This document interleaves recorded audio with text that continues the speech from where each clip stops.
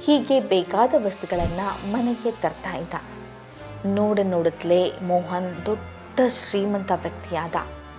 ಮೋಹನ್ ಸಮೃದ್ಧಿಯನ್ನು ಕಂಡು ಆತನ ಅಣ್ಣ ಸೋಮ ಹೊಟ್ಟೆ ಉರಿಯತೊಡಗುತ್ತೆ. ಮೋಹನ್ ಸಮೃದ್ಧಿಯನ್ನು ಕಂಡು ಆತನ ಅಣ್ಣ ಸೋಮನ ಹೊಟ್ಟೆ ಉರಿಯತೊಡಗುತ್ತೆ.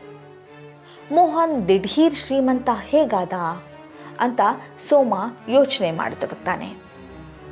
ಒಂದು ದಿನ ರಾತ್ರಿ ಸೋಮ ಊಟಕ್ಕೆ ಮೋಹನನ ಮನೆಗೆ ಹೋದ.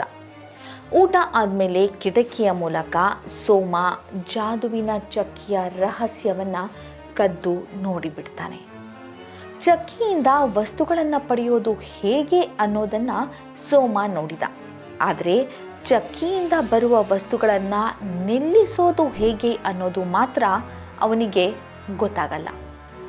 ಒಂದು ದಿನ ಮೋಹನ್ ಮಾರುಕಟ್ಟೆಗೆ ಹೋಗಿದ್ದಾಗ ಮನೆಗೆ ಬಂದ ಸೋಮ